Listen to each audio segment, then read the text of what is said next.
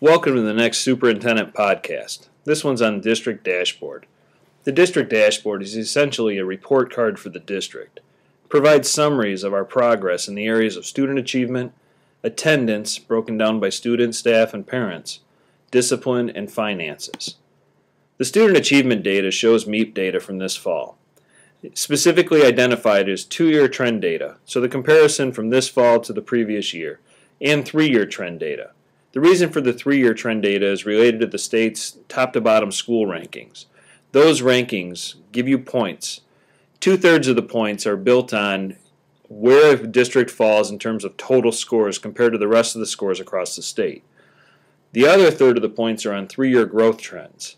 In order to really get your scores above the rest in the state, you have to outpace them in 3-year growth trends. So that's the largest influencer on scores. On this dashboard, blue arrows demonstrate an increase in scores. Red arrows demonstrate a decline, and yellow arrows represent no change. The scores only include kids who were with us for at least one school year.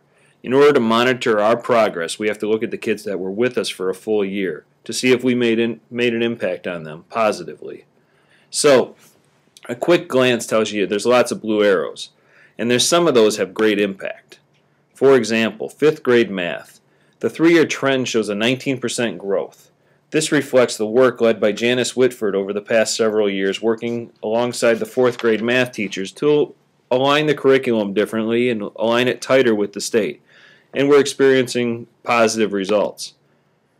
We have an 18% jump from the previous year in 8th grade math.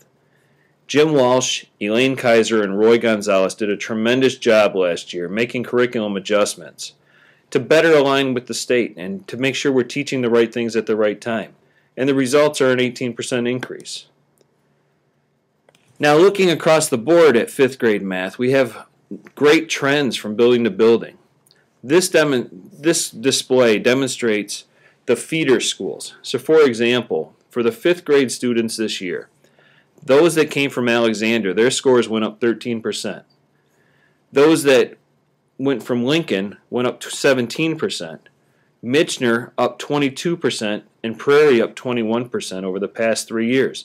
That's tremendous growth. It reflects the hard work on the part of those teachers and on the part of those kids. But it also reflects curricular alignment changes that demonstrate again that we're teaching the right things at the right time. In terms of attendance and discipline, quick glance, lots of blue arrows, that's a good thing. Looking at student attendance is up across the board. There's only a couple red arrows that show where it decreased, and it decreased only slightly.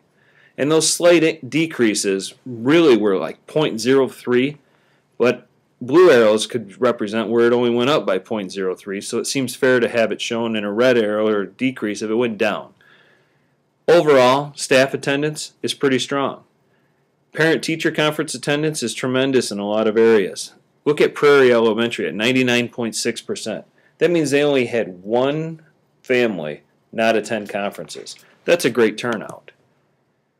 In terms of discipline, it's hard to really quantify the discipline and do comparisons from building to building because every building enters it slightly different into the system. But we have buildings that have looked at trends. So for example, Adrian High School, the discipline incidents have been cut in half compared to this time last year. Michener is tracking a decrease of nearly 60% in discipline incidents. Prairie is experiencing a 36% decrease in discipline incidents compared to the previous year. Alexander has continuously gone down in discipline incidents over the past 3 years, and we're seeing this trend in all the buildings. Now for the financials. The state of Michigan's a mess, and we're just Adrian Public Schools is just going along for the ride. So for the 2010-11 school year, we spent $18 million in salaries, $3.7 million, almost $3.8 million on health care. Retirement, which this is money we basically get in from the state and send right back to them, was $3.6 million. Overall, as of our December budget amendment, we are $1 million upside down. So we're digging into fund equity by $1 million. Since then, we received the EduJobs money, which is one-time dollars. That'll help offset part of it. It'll probably cut it in about half. So at minimum, at the end of this school year, we'll have $1.22 million left in fund equity. But next year we're going to need it because the state mandated retirement increase looks like it's going to go up to at least 27%. Those dollars, that's $1 million extra we're going to send back to the state, or $312 a kid. So we're going to send at least $4.6 million right back to the state for retirement. Healthcare is going to go up because it does every year, and that's about $300,000 for the district, or just shy of $100 a kid. So we'll spend a little over $4 million on healthcare. In terms of salary steps that are in different contracts, that's about $300,000 again, which is about $100 a kid.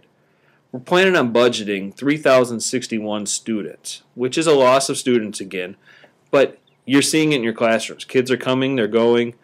We have people that are moving, we have kids that are moving in, and we have kids that are moving out, and the parents are looking for work.